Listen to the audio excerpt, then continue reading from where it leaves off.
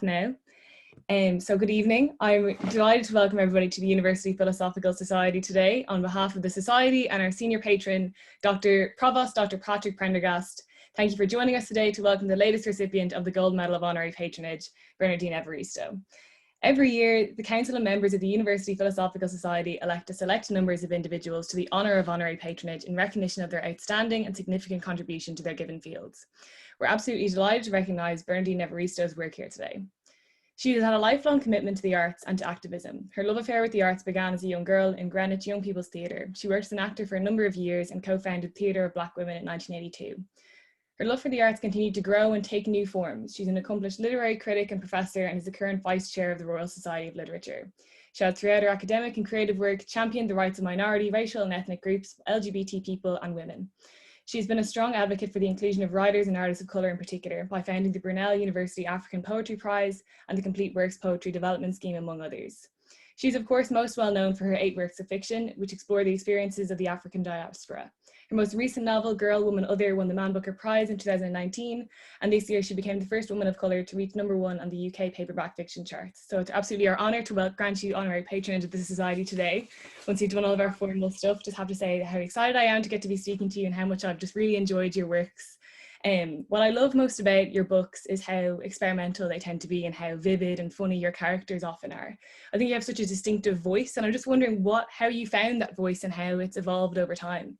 Yeah, well, first of all, it's great to be here and I'm so delighted to get the award. Can I show you the award? Please do, please do. Oh, it's a few days ago. It's like one of those chocolate discs in gold wrapping that you get in coffee shops. Yeah. And the little insignias on the back and all. Yeah. Gold and there's no chocolate inside. But thanks so much, everybody. Yeah, it has evolved over a very long period of time because I began writing for theatre in 1979-80 when I was at drama school, and that was how I began writing, actually. And my work always came out as poetry. So I was writing for theatre, I was performing in my own plays, and they were one-person plays to begin with, and it was poetry. And that really is the beginning of me developing my own distinctive style.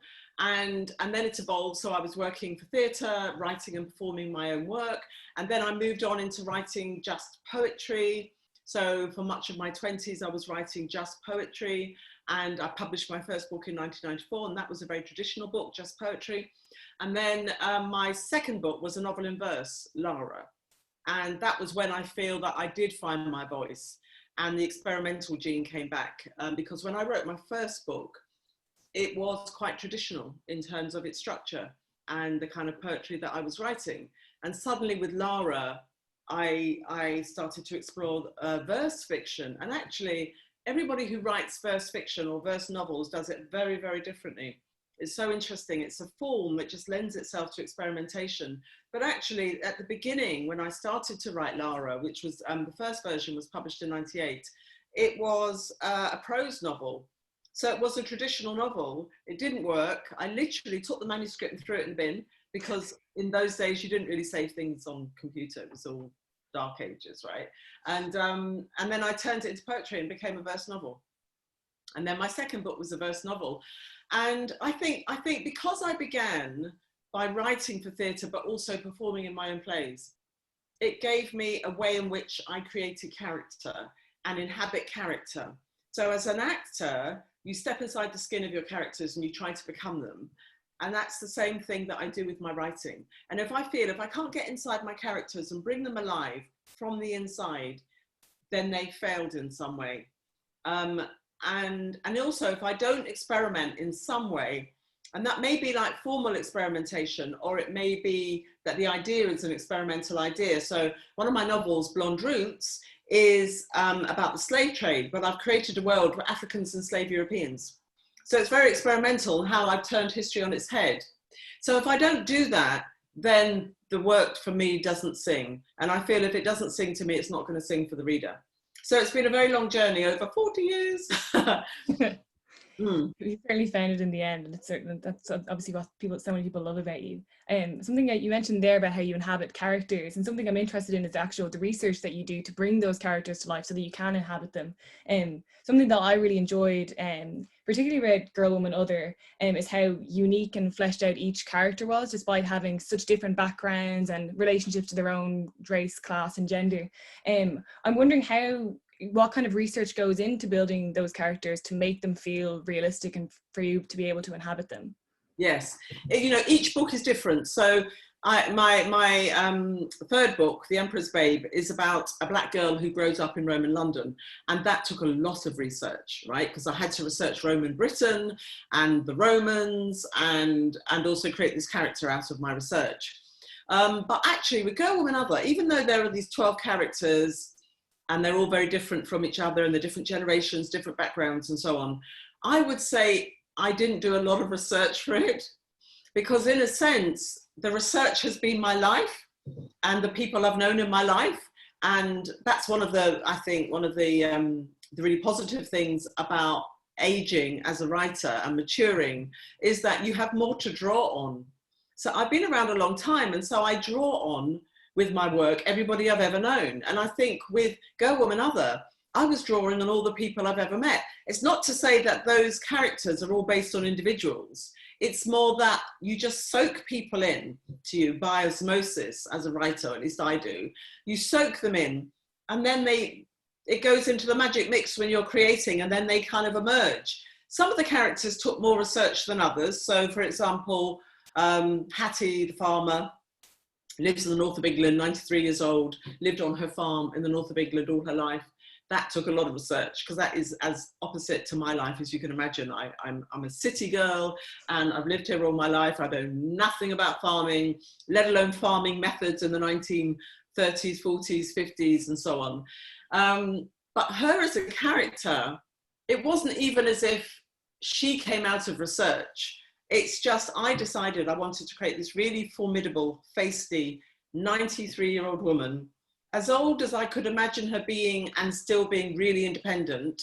And then I start writing, and then the character comes to me. So that's also part of the creative process for anyone out there who's writing, is that often all the ingredients are there inside you. It's the research, it's your skill as a writer, it's your background, it's all the kind of observation skills and so on. And then you actually start putting pen to paper, or probably typing, and then it all comes to fruition, and then these characters emerge. Yeah, definitely. It's really interesting to hear how they've kind of been informed by your own sort of life experience. But that kind of leads into the next question I was going to ask you, was about how you've obviously spoken about your experience creating very Black feminist theatre in the 1980s, and have credited your involvement with theatre to your eventual booker in. I'm also interested in how your career as an academic has then influenced your creative work, because obviously you're unique in the sense that most creatives don't themselves engage in literary criticism, whereas you've kind of seen and worked on both sides. And do you think that having had that sort of rounded and lifelong relationship with the arts, both as a creative and an academic, gives you an advantage? And what do you think that advantage has been? Interesting question. I've been writing book reviews for probably over 20 years, actually. I've been doing bits of journalism for much longer than that. But as a critic, you're using very different skills. I wouldn't say that I'm an academic writer, because academic writing, you're at university, right? So it's very different, and it's a very different discipline. And I'm not actually, I do have a PhD in creative writing, and I had to do some very academic writing for it, which I enjoyed, but I was very happy to park it because I kind of, I have to be careful what I say here, but I want my, academic books are very expensive to buy, and they don't reach a wider audience. They may be incredibly influential if you're lucky, but they're limited in terms of their appeal. And I'm really interested in reaching as many people as possible. I always have been, and I didn't get there until I won Booker, but that's always been my thing. I want to communicate to as many people as possible. And I'm not really interested in the kind of rigor that is demanded of academic writing. However, as a critic, that's very different. As a literary critic, that's very different, because it's really about how I can deconstruct, analyze a piece of fiction, how I understand the context of that work, what the writer's trying to do, and also what I think about it. And I'm very opinionated. So I'm the kind of person who really likes giving my opinion on things. And that, I think, has helped me as a writer, because it demands that you fine tune your critical skills. And the other thing is that teaching undergrads, and actually I teach every level at university, so like 18-year-olds through to PhD students and master students, and some of them maybe in their 60s or 70s. But teaching creative writing as a subject also really helps me crystallize what good literature is and how it works. So I can break fiction, which is what I teach, down as much as it needs to be broken down to really understand its component parts. And that's a skill I have developed through teaching the subject. But then the other thing to say is that I think I tend to keep the two sides of my life quite separate. The creative side, where I sit down and let's say I'm working on a novel and it takes years and it's all about the creative process. And then the academic side, which is the teaching, and then also the literary criticism side. So I kind of compartmentalize. That's really interesting to kind of hear how that works then, how you can kind of separate all of those. Yeah. You mentioned there about creative writing and teaching creative writing, and how you've helped other people kind of find their voice and distill those sort of influences themselves. What inspires you about your students, and what are your hopes for the next generation of novelists? Yeah. Well, you know, it's very different to when I was a young writer, because these courses hardly existed, you know, and now we know that creative writing is a big industry and a lot of people want to study creative writing and they don't all want to be writers. That's the other thing to say. It's something that people feel passionate about and they want to do it, but actually it does provide you with, as we say in the academy, transferable skills, right? So they don't all want to be writers, but people who study creative writing, I think, tend to be passionate about it. And so that's really good for me. And the other thing about my subject is that we tend to teach in small groups. It's not like a big lecture theatre where you have 100 people, or, you know, some universities even more, some subjects, the hundreds, and you don't have a personal relationship with your students. Certainly in my university, and I think the best practice for most universities, is that creative writing, you get to know your students very well. So it's a very hands-on way of teaching, and you do get to know them. And also through developing a personal relationship, that's one of the ways in which you can help them become a better writer, because it's not about one size fits all. It's about tailoring your critique of your students' work individually. And in creative writing, most universities, certainly my practice, is that you look at the students' work every week, right? So you're looking at their work every week, their homework. Before you go into the class, you're giving them feedback, you know, either online or in the class, and that's how they're growing as a writer. What I find inspiring about sort of the young generation coming through is that I really like the way in which some of the political issues out there are issues that they are growing up with and accepting. So I feel that they are progressive. I consider myself to be very progressive, right? But at the same time, I know I have to stay in touch with what younger people are thinking and feeling, and how they're engaging with political life through the arts, in my case, because they've got longer than me to make their mark.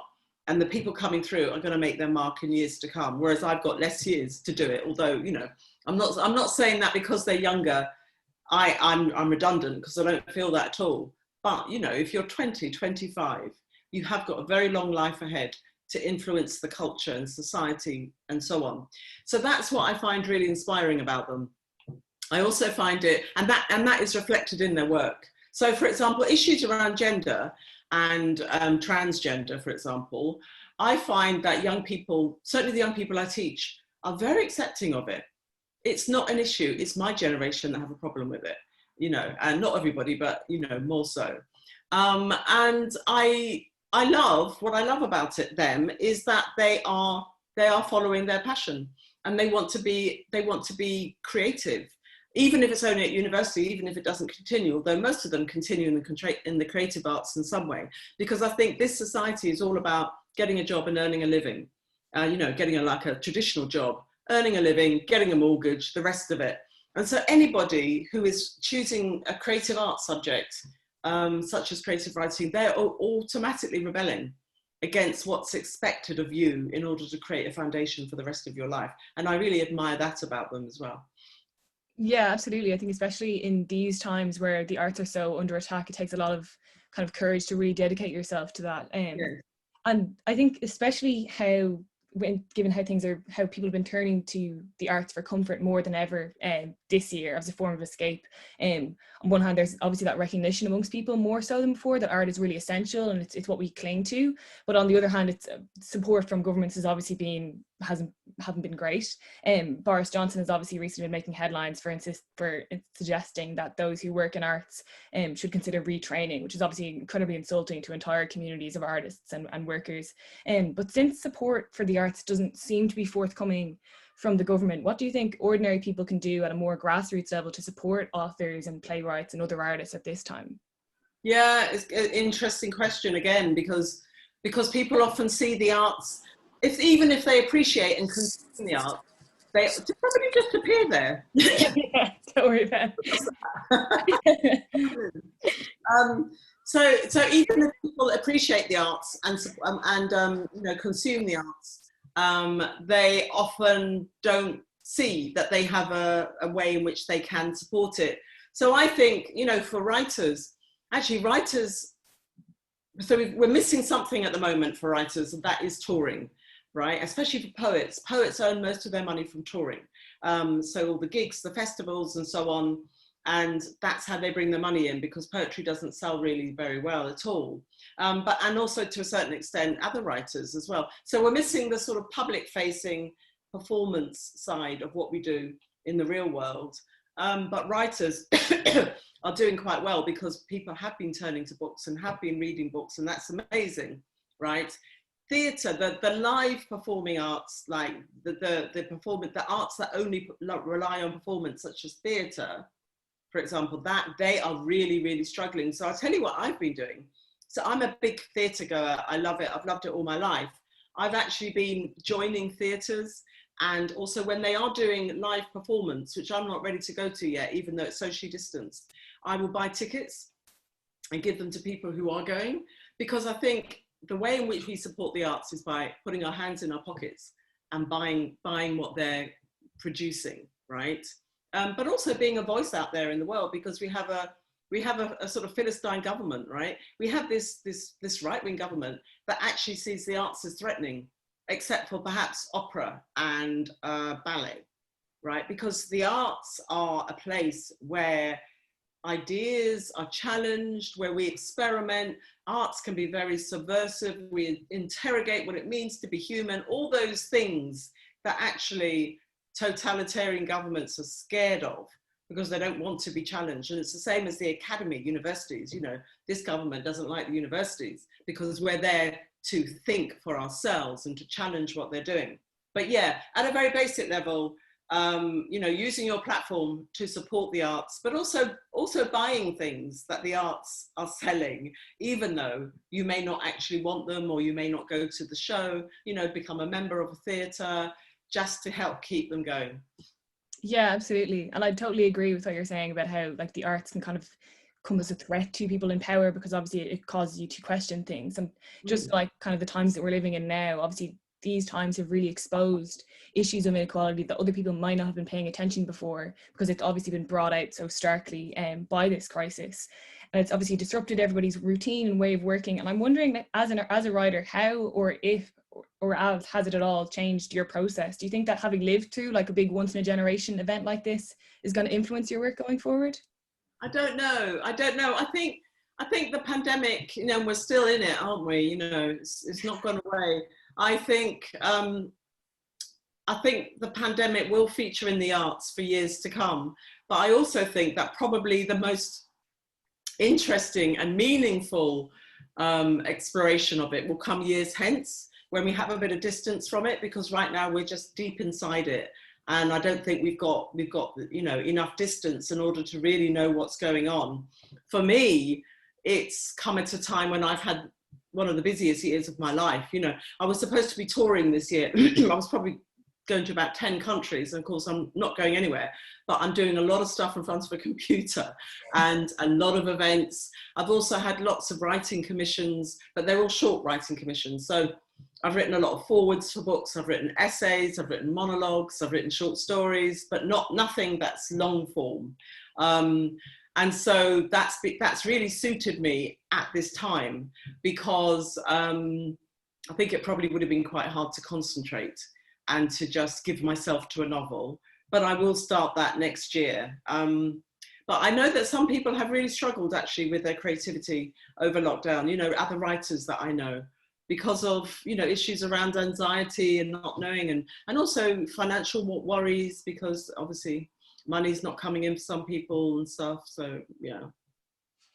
Yeah, absolutely. And something that you actually recently wrote, obviously during the pandemic, that you wrote a really wonderful essay for the New Statesman about the importance of representation in fiction that I really loved. I think especially as a white Irish woman, because I'm so used to seeing myself in fiction, there's really no shortage of Irish stories, and particularly stories about Irish women. As you point out, so many reading lists are full of books written by and about white men, and impressionable young students just aren't really being exposed to other and very important perspectives. Thinking back to secondary school, I think I even read one book from a Black perspective, and it was an American Black perspective. So everything that I learned about race was based in a different culture with a different history of treating racial issues.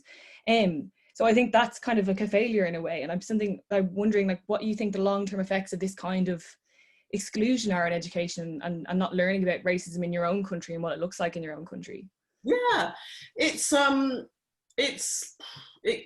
creates perhaps a lack of empathy. You know, we talk about, you know, say fiction being a great generator of empathy, that you know, when you're reading a novel, if you've got an open mind, you're experiencing life from someone else's perspective, and, you know, maybe a different culture, and, you know, it's narrowing the distance between you and whatever it is that you're reading, you know, the characters that you're reading, wherever they're coming from. So if you're growing up in a culture where you never see a representation of people other than whiteness in the books that you're studying, right, and you maybe not even see it around you, then in your life, then I think something's missing and there's a gap. And I think we're living with the effects of that, actually. We're living with, you know, a degree of racism in this society, that I'm not saying that, you know, engaging with literature is going to cancel out that racism, but I think it's going to start, you know, help to ameliorate it in some way. I really do think that. And for example, during the Black Lives Matter movement, which is ongoing, a lot of people were curating reading lists, you know, by Black and Asian authors, because they realized they hadn't done the reading and they wanted to do it. And I was saying to people, well, if you get these 10 books and you read these 10 books, you're going to be a changed person at the end of it. You're going to know so much more about sections of society that you might not know anything about. And so the Academy has changed over the years, for sure. You know, that essay was very hard-hitting in some ways. I was really calling out the academics who refuse to change. And there are many of them. And these are often very liberal people. These are people who are not, they're not fascists, they're not racists, they're not die-hard, you know, closed mind people who don't believe in a progressive society. And they would certainly never describe themselves as that. But there is this adherence to, still, with a lot of them, a white canon and a white male canon. And I say in that essay that once you get into the 20th century, and certainly once you get halfway through the 20th century, there is increasingly a massive diversity of great literature that you can teach, you know, but it's about, what are your values? You know, why do you have a reading list? And I've come across this myself, and not that long ago, a reading list of 24 books that the students read over a term, right? So they read 1 or 2 books a week. There are 24 books on the reading list, and something like 95% of them are by white men. How can that be acceptable? So these students, mainly female, by the way, quite a few students of color, are being introduced to literature that completely invalidates their existence on this earth. And that is a really dangerous thing to do. And so it's so important that the Academy opens up. And of course, what you always get when you have these conversations, they say, oh yeah, but we're not going to lower our standards. And we only teach great books, you know. But the thing is, there are many great books out there. And also we need to look at how we define greatness. Because if you are a white, middle-class, heterosexual male, and that's all you're teaching, right? And you're teaching late 20th century literature, early 21st century literature, then you clearly have a problem with your definition of greatness, because you're not seeing the greatness in a lot of other work out there. So it's a really important thing for universities to take on board.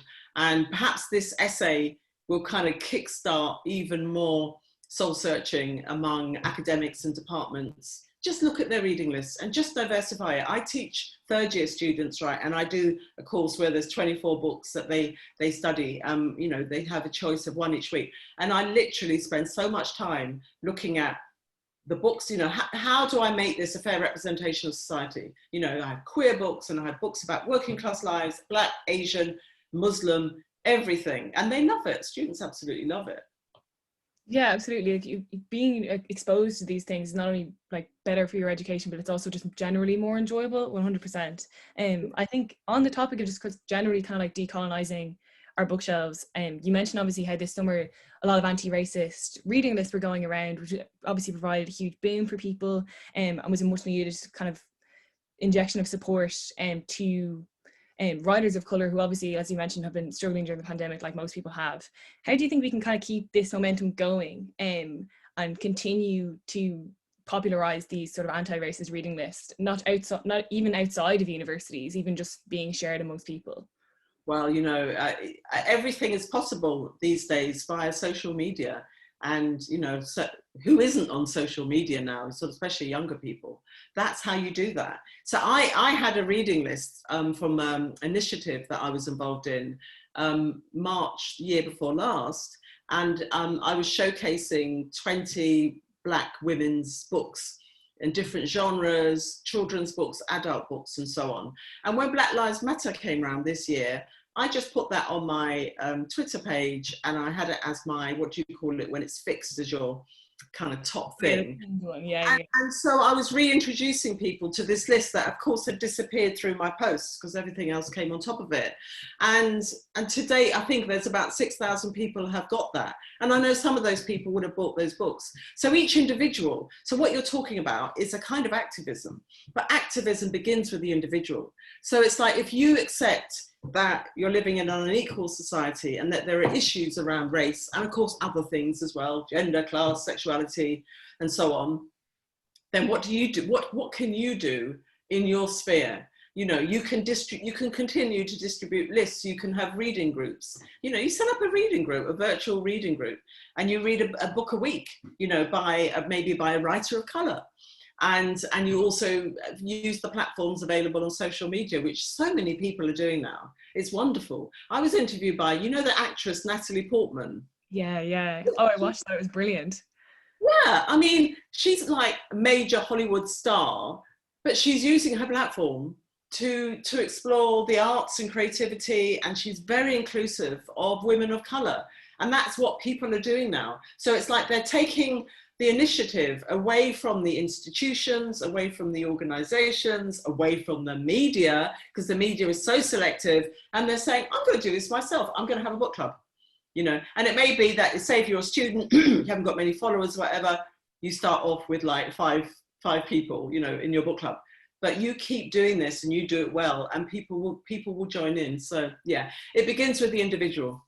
Yeah, absolutely. I really do think the kind of the power of the individual is so important, particularly in kind of uplifting voices that often aren't heard. Yes. I think on kind of voices that aren't heard, a lot of your books deal a lot with history and the legacy of history, particularly perspectives that are often excluded from official historical narratives. What do you think is the most important thing that we can learn from those kind of excluded narratives, other than obviously the reasons for their exclusion, and so that we can kind of prevent that kind of exclusion happening going forward? We've got a big problem on our hands, I think, in this country, because especially around Black Lives Matter, you know, and people wanting to pull down statues and the rest of it, and questioning statues and so on. and the naming of various organizations and whatever, because the people involved were involved in the slave trade and so on, really toxic individuals being celebrated for 100 years or more. So it's a problem, because Britain has this, I would say Britain, there are people in this country, and I would say Boris Johnson, unfortunately, is part of that, who have this really, they look at the history of Britain through a certain filter, right?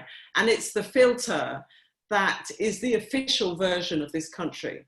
And the official version of histories are created by those who are in power. So it's a white male version of history.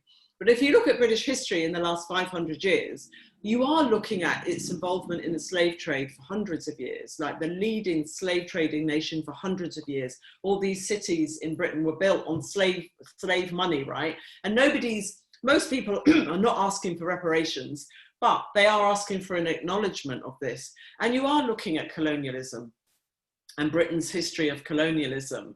And these are things that need to be taught in school, especially because that's when the minds are being formed, right? They need to be taught in school as just part of this history. And that's not to, diminish the validity of this country. It's not to say that this has been a bad country, because it's not that, we don't want to be simplistic about it because it's complex, but it's just to acknowledge that the wealth in this country and aspects of its history have been problematic.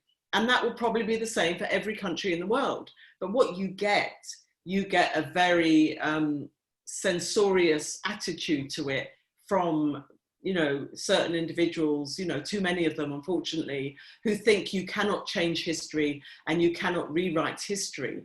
But the thing about history is the past, right? But history is how we interpret the past. So the past is the past and we interpret it in different ways. So like you and your mates, you may go to a coffee shop or something, and then you both, you and a mate, and you come back and you tell your version of your story of that coffee that you had together. And it may be quite different because you're bringing two perspectives to bear on it. And that's how history is created. So we need to acknowledge that rather than think of it as some kind of monolithic thing that cannot be changed, because actually it is something fluid and nebulous, and it changes according to the perspective that you put on it. So as a writer, I'm really interested in Britain's Black history and multicultural history, because it's such an important part of this country. So going back to, Roman London, there were Black people in Roman Britain. So I wrote a novel, The Emperor's Babe, set in Roman London, certainly from the 15th century, really well recorded Black presence. And I found all of this out when I was in my mid-20s and I read a book called Staying Power, The History of Black People in Britain. And it blew my mind, because we had been taught, everybody in this country had been taught, that pretty much Black people only arrived in the middle of the 20th century. And that's just not true. It's just not true. So as a writer, I have that massive kind of canvas to work with and to play around with. And I do play around with it to create my stories. And like with Go Woman Other, I could have gone back further into history, but I do go back about 120 years, right? Because I think it might be more than 120 years. I can't add up. I'm just thinking it goes back to 1890s, maybe 1870s even. I might go back to the 1870s. So it goes back quite as far as I could sort of do it within the scope of the novel. And then you see every generation and you see all these different people, women of colour, having their experiences of being in this country, born in this country, coming to this country over that space of time. Because history is so important, and history is about national identity. That's what it's about. Yeah, absolutely. And history is such a thing with national identity. It's so central to it. I think especially something that in Ireland people criticise Britain for is how, they don't learn their history, they don't know about colonialism. Well, meanwhile, we're not learning about our own history of like racial injustice here. So it is something that happens across the world. People kind of use to beat each other with a stick instead of looking at it, as you say, more holistically and kind of understanding it in that sense. I think obviously, like, through your own experiences with writing historical fiction and then through writing experimental fiction, you have like a different view on literary awards, this is sort of shifting gears a little bit, literary awards, having judged them yourself, having been an experimental writer, having judged experimental writing, I'm wondering on the Booker Prize this year, like do you think of the shortlist, and do you think there were novels that should have been included? Do you think there's enough perspectives included, or do you think that it could be a little bit more diverse and a little bit more open? Yeah, I haven't read any of the books yet. And I know I have to, right? Because I know people want to know what I think when whoever wins, wins. And I want to read those books. So there's 6 of them waiting for me to read them. I think I think the Booker Prize has changed in the last few years. It changed, and I want it, because these prizes are, defined in a sense by the people who judge the juries. The Booker Prize gives books a stamp of approval, for sure. And I experienced that myself, the huge difference it's made to my career, literally overnight, simply because I won the Booker. It is a really powerful prize, but it's the people who are judging the prize who make a difference. And then it's the people who run the prize who decide who judges it. And so in a sense, they are shaping the life of the prize through the juries that they put together. And this year, they have, again, another really diverse jury, and they have a really diverse range of books. And, 3 women of colour never happened before, 2 Black women never happened before.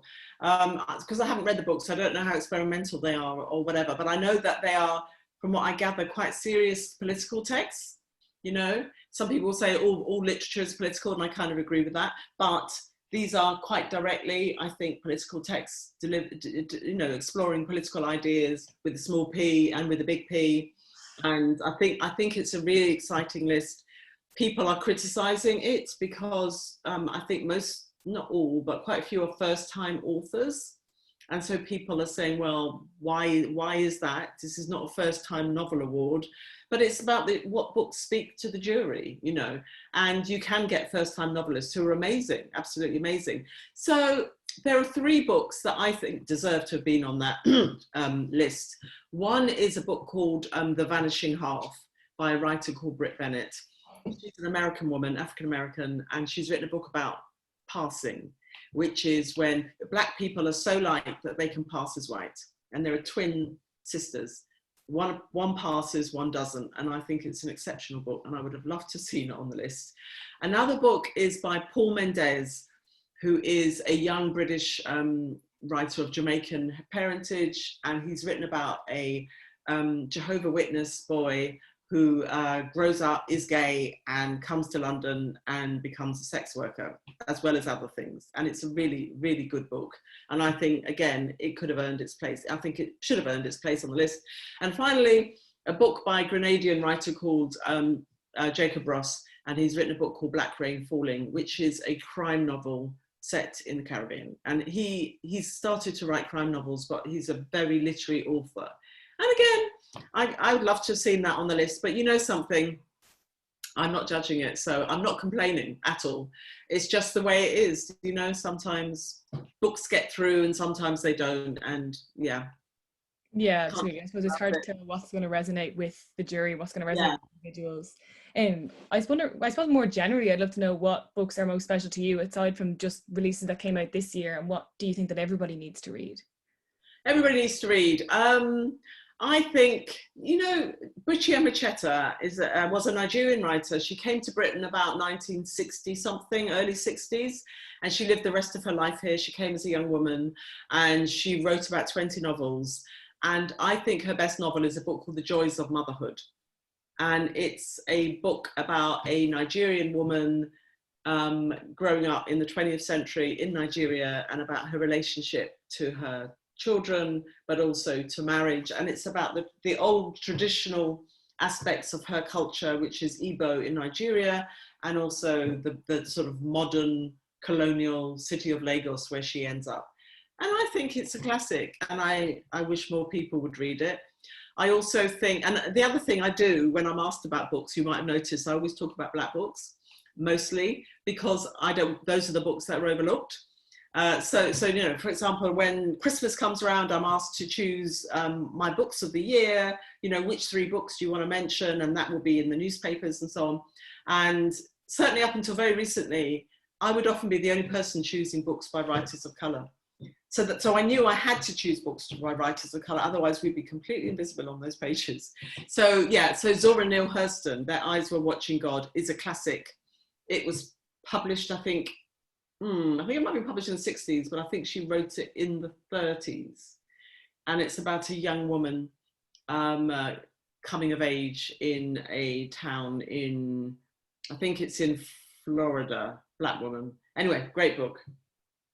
Like you're saying, that kind of like links into like how the individual has to kind of amplify these voices. So like even like all of us making book recommendations to each other, it's worth thinking about who are the books by that you're recommending them. I think that's really interesting.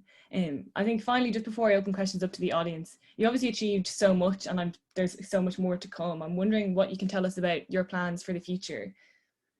Yeah, so I've spent all year talking about my work and my ideas, all year, literally. But at the end of this year, I'm going to sit down and go, because I keep records of everything. I'm going to sit down and look at what I've done in the last year since I won the Booker, which was actually a year ago tomorrow. And it's going to be hundreds, right, of interviews and all kinds of things. And there comes a point where you can't talk anymore. You have to shut yourself away and get on with the writing. So the future for me is writing a new book next year and shutting myself away. I don't think I can avoid social media because it's too tempting, you know, and it's a wonderful distraction as well. But shutting myself away just to get on with my new book, that will be the focus for next year. And I'm on sabbatical, so that will be, you know, that's good. So excited. I'm sure everybody here is really excited to read it too. Just to move into questions from the audience. First one is from Sophie. She says she's a huge fan, and she says, your prose style and grammar usage is always quite free and contemporary. Why did you decide to write in that way, and what do you think it adds to the stories themselves? Yes, well, each book has a different form, and the Go Woman Other has what I call fusion fiction, which is a term that I think I've invented, and so it's kind of unusual on the page. It looks a bit like poetry, but it's not quite poetry. Not many full stops, you know, lots of commas, and not many capitals. And I think the form allowed me to do various things. I think it allowed me to get deep inside the characters very easily without the reader even realizing that's what's happening, because there's something about taking away traditional grammar that frees up how I could tell this story. And so even though each character only has about 30 pages, I do feel that I put so much of them in there that you really feel, hopefully, that you know them.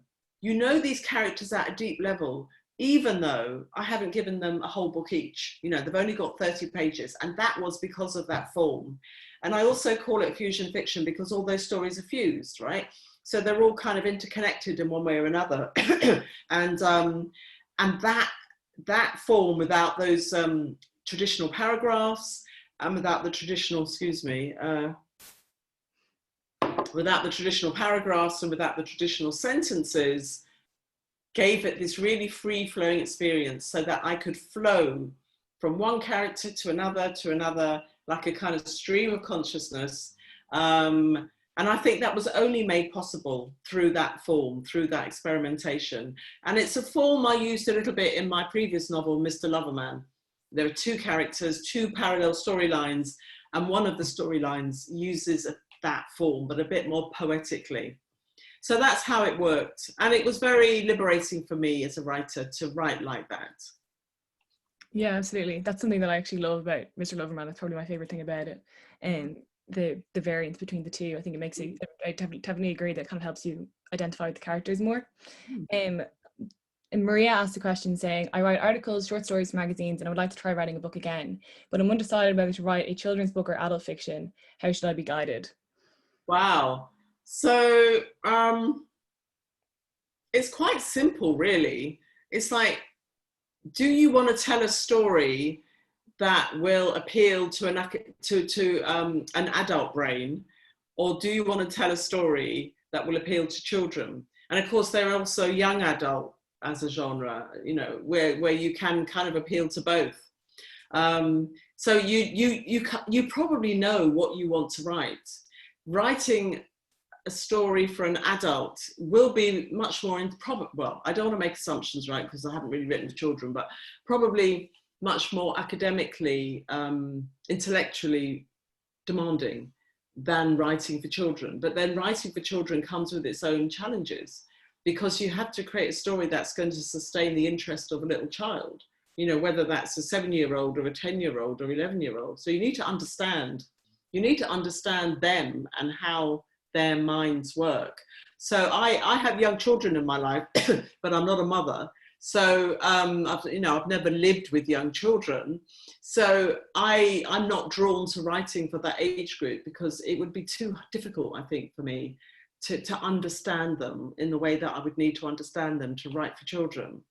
And writing for an adult gives you a huge amount of freedom about what you write, how you write it, the areas of kind of human existence that you can explore that would not perhaps be acceptable if you were writing for children, you know. But I would say that, you know, you got this decision, you're going to write for children, you're going to write for adults, and that you probably know which way you want to go. You just need to ask yourself that question, and you will know it already.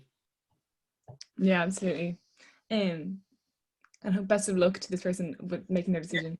Meg Elizabeth asks, do you have any habits or tricks regarding your writing process that you think are specific to you?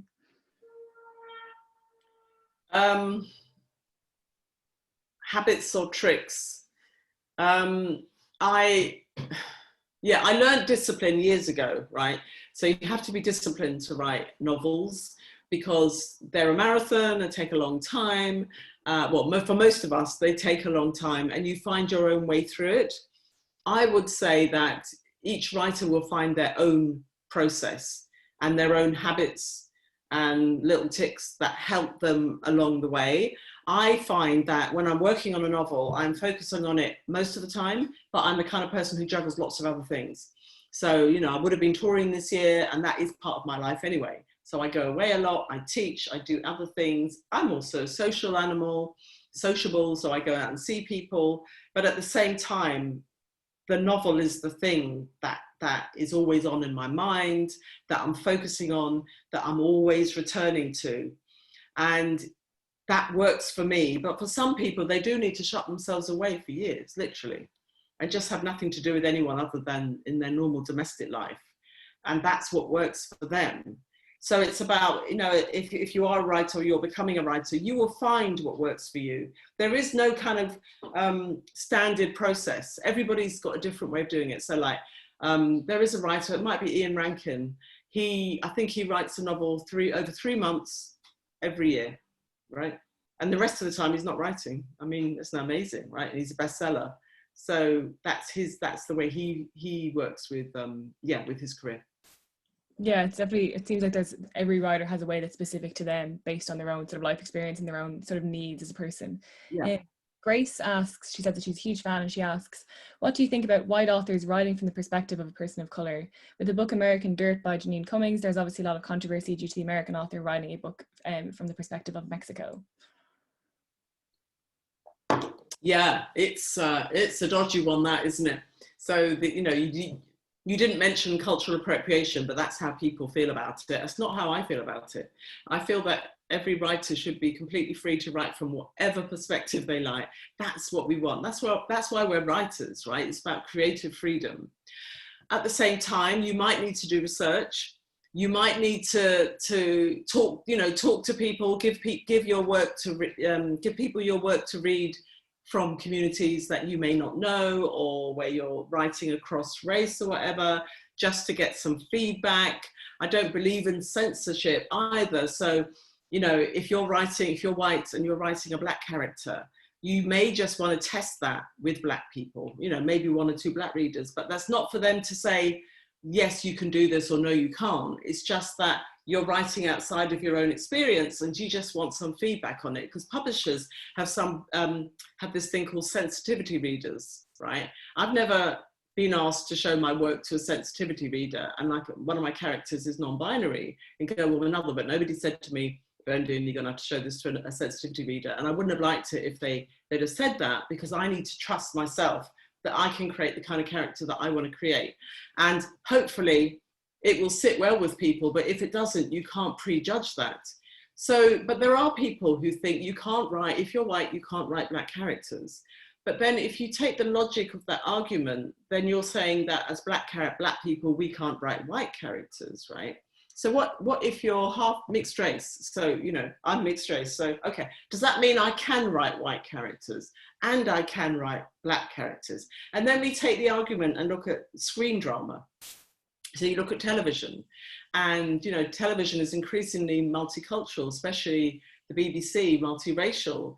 And it's like, nobody knows who's written these dramas generally, or like these soap operas, you know, like EastEnders or Coronation Street. Then they haven't just got black or Asian writers writing the black or Asian parts. It's very interracial, you know, but somehow when it comes to the novel, people start to have these very rigid ideas about it. So, yeah. It's very interesting. I think I definitely kind of agree with you on that. I think it's interesting to kind of consider lots of different perspectives, so long as you put the research in and you're doing it respectfully. Yeah, and people may object to what you've done, you know. They may object to that. That may be a consequence of it. So this book, American Dirt, I've heard about it, and I think people might object to the fact how the publishers have pushed the book, because there's also like how publishers push a book sometimes. So it's not even the writer, it's what the publishers are doing in the book. But also I think people object to the way she's written the story, you know, and yeah, so that's the consequence of her writing what she's written, right? She's got people having a go at her. Yeah, absolutely. But I suppose that kind of criticism is useful ultimately for not only for individual writers, but just for people in general to kind of think about and reflect. So this question isn't relevant to this one, but I think it's an interesting one. And they ask, do you have a favorite contemporary poet? Contemporary poet. I really like Pascal Petit, who is a very, very well-known British poet, actually. She's my favourite, and until recently, well, actually my favourite poet is Derek Walcott, but he died about 6 or 7 years ago. But I would say Pascal Petit, but to be honest, sometimes I just don't like to pick individuals because, you know, there are lots of collections out there that I love, you know. Sometimes it's quite hard to pick just one individual. Yeah, and I suppose there's also that selective amnesia when you're asked what your favourite of anything is, you forget all. I know. 100%. Somebody writes in a question about fusion fiction. So Emily writes, what is the process of fusion fiction like? Would you use mind maps or brainstorms to connect each character and work it out visually, or does it just flow through the writing? I'd say it flows through the writing. I'm quite an organic writer, intuitive, and you know, I just let it come out. And then sometimes I will step back and start to plan what I'm doing, to put some structure in it if it needs it. But when I say that to people, if they haven't written before, I'm not a new writer just writing. Do you know what I mean? When I say free flowing and liberating, that is after sort of however many years, nearly 40 years of writing, that actually the structure is inside me. I do know what I'm doing. I do know what I need to put into my fiction to make it work. So, you know, I do know that my characters need to be imperfect people in an imperfect world, right? They need to be complex. They need to be multifaceted. They need to have goals and desires. I need to put obstacles in the way. I need to, you know, create scenes. I need to use dialogue and bring their voice alive. I love descriptive detail as a way to create atmosphere in my work. So all of this is in me and it's coming out. Whereas if you're a beginner writer, you might not have that in you. So it may just be a splurge, you know? Yeah, it's something that people kind of build up to, and obviously you've had a career to kind of work up to it. And the question we had from somebody, I suppose, at the start of their career, and somebody saying, I'm in my final year of studying English here at Trinity, and I'm currently getting lost in Derrida, and I'm wondering if you apply any of the opinions of literary critics to your creative writing. I find a lot of critics very interesting, but I'm not sure how they might manifest themselves in the creative writing process. And are there any critics that you would recommend as a creative writer? That is such a good question, because, you know, I said there's a distinction between, you know, the academy and my creative life. And yeah, I mean, I have engaged with, you know, some sort of critical thinking around literature, but I don't take it on board. I see it as completely separate. I find it very interesting. There was a time when people would send me their academic papers on my work, and I would read a bit of each paper, but not much, because I did not want to have the academic perspective on my own writing, because it's not what I'm doing. You know, it's a creative process, and it's just using very, very different skills. But it's always interesting. You know, literary theory is very interesting, right? But I don't want to get stuck into it. That's what the sort of English academics do at university. And that's not what I'm teaching. It's not what I'm thinking about when I'm writing, but it's always interesting to know the context, you know, the literary context of my work. And so sometimes I will engage with those ideas. Yeah, absolutely. Just in moderation, I suppose, to keep the work going, flowing well. I think we'll do one more question before we finish off the ceremony for today.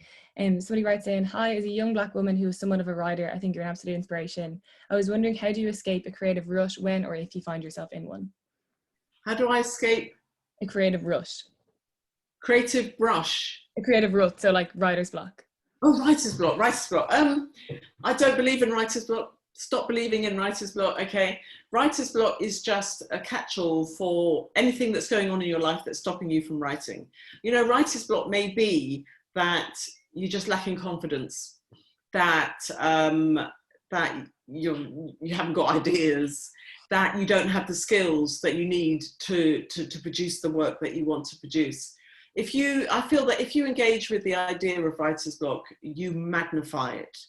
You magnify it in your mind, and it just becomes a bigger and bigger thing. So I never use that.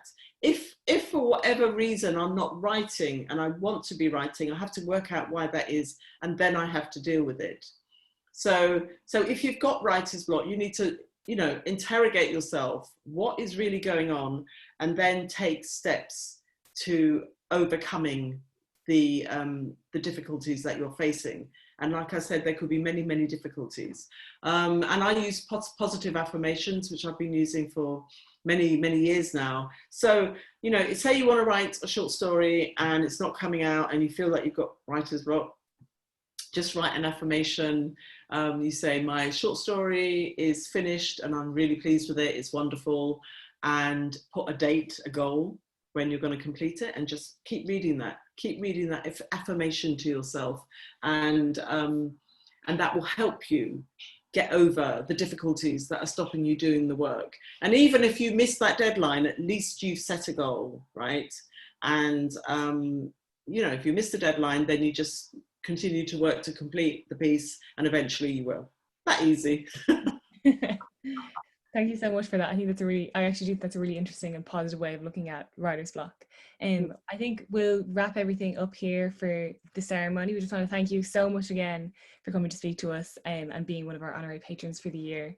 I'm such a fan of yours. Obviously, everybody here is such a fan of yours, so it's been a real pleasure. So thank you so much. Thank you. Can I ask who the other honorary patrons are? Yeah, so far this year, we've just had the president of the International Criminal Court. Then we had an Australian High Court judge who was the first ever judge on a high court in any country in the world to come out as gay. We have Judith Butler is speaking soon. I know you're a fan of hers. Yeah. I am. We have some Kneecap, they're an Irish language activist rap group. So like literally people from all sort of walks of life. Oh, fantastic. It's quite interesting. We have Esther Flo, who's one of the second woman to win the Nobel Prize for Economics. So you're in good company, I think. Yeah, great. Yeah. Great. Well, thank you very much. This has been really lovely. Thank you. And I love having this. Thank you. We're glad you love it. Thank you so much. Mind yourself. Bye, everybody. Bye. Thanks, Kate. Thank you.